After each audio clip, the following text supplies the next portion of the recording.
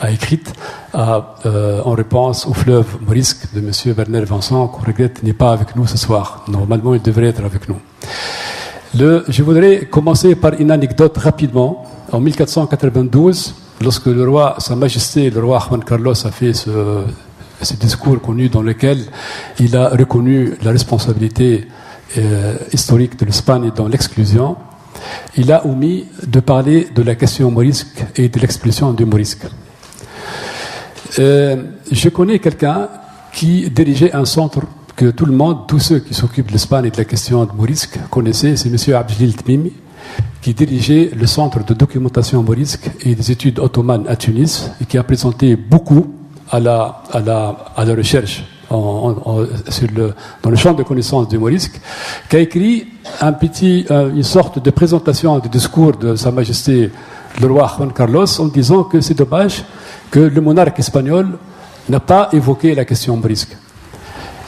Il a reçu une lettre de celui qui dirigeait à l'époque l'Institut de coopération avec le monde arabe et l'Amérique latine, qui s'appelle toujours Miguel Ángel Moratinos, qui est devenu plus tard ministre des Affaires étrangères de Zapatero, en lui disant que vous avez écrit des choses incorrectes vis-à-vis de Sa Majesté le roi, et par conséquent, nous avons décidé de couper la subvention qui vous permette d'éditer une petite revue qui s'appelle Al-Andalus, et qui était vraiment une sorte de compendium de la recherche tunisienne, je dis bien, de l'université de la Manouba, de laquelle on parle beaucoup maintenant, sur la question morisque et sur l'Andalousie.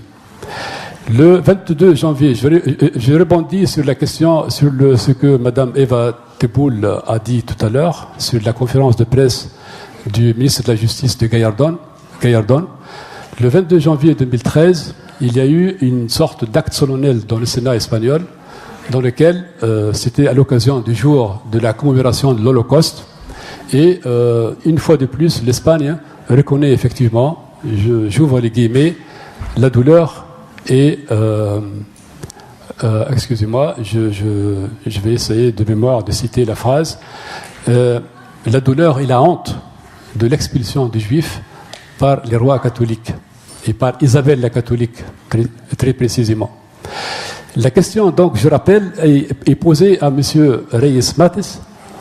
Pourquoi ce tabou sur la question morisque? Pourquoi ce qu'on reconnaît, par exemple, aux Juifs, et je ne suis pas dans un cadre polémique, pas du tout, je suis tout à fait content que les Espagnols le reconnaissent, tout ça, mais pourquoi ce poids, deux poids, deux mesures? Pourquoi il y a un traitement différentiel chaque fois qu'on parle des séphardim d'Espagne et on parle des morisques?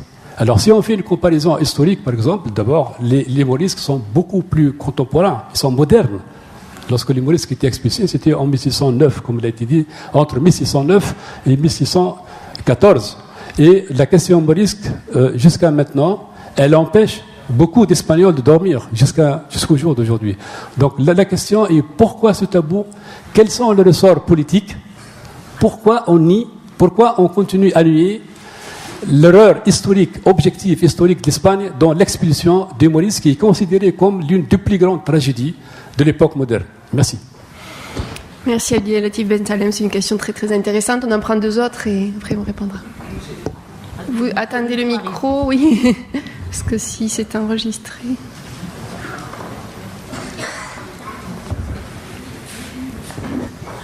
Merci. Linam Selem. Je m'appelle Linam Selem. J'ai une question pour Eva Teboul. D'abord, je voulais vous remercier parce que toutes les interventions étaient magnifiques, passionnantes, vivantes. J'ai vraiment pris beaucoup de plaisir à vous écouter tous. Quand vous avez parlé de la décision espagnole de novembre dernier, vous avez évoqué la possibilité que ce soit aussi un clin d'œil envers Israël. Mais moi, j'en suis pas si sûre. Et en tout cas, je voulais vous poser la question parce que vous l'avez étudiée. Parce qu'en fait, en proposant cela, en proposant ce retour vers l'Espagne pour les séfarades, d'un certain point de vue, l'Espagne se met en concurrence face à Israël et qui serait donc plutôt naturellement le lieu vers lequel retourneraient les Juifs de la diaspora.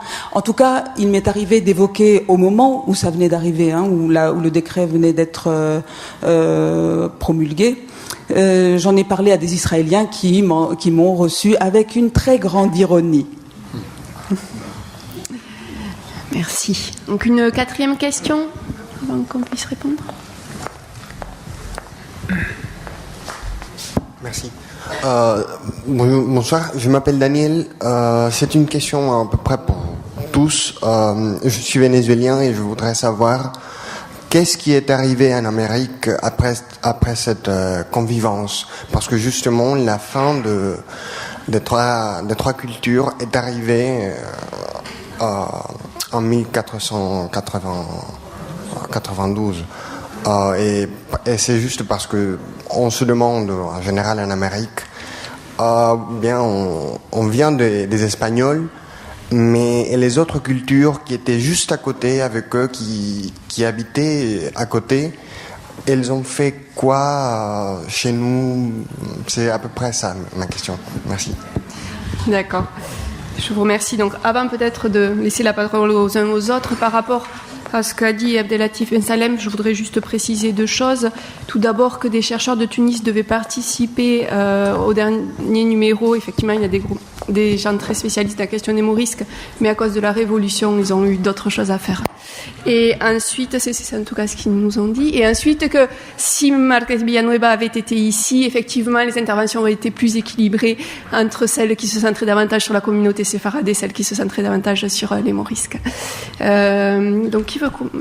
Alors, moi, je peux répondre très rapidement à la première question. En fait, pour répondre à votre question, c'est très simple. Les rois catholiques établissaient une forme de continuité dynastique avec les Visigoths.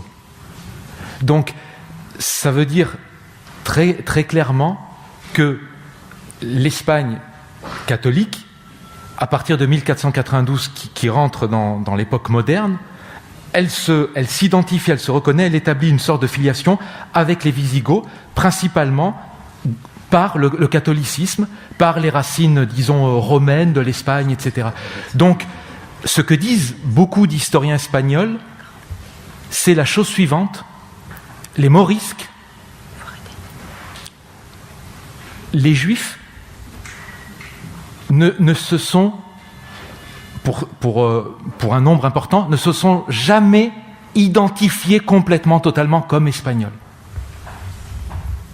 Et donc, on voit bien que, en réalité, cette continuité qui s'établit dynastique entre eux, puisque ça faisait partie du discours politique, là on est dans une notion de communauté politique. Cette communauté politique, elle s'ancre dans ce passé-là wisigoth, en fonction du catholicisme, et bien sûr, elle s'établit à travers cette séparation de ces legs, de ces héritages de l'Espagne des trois cultures et des trois religions.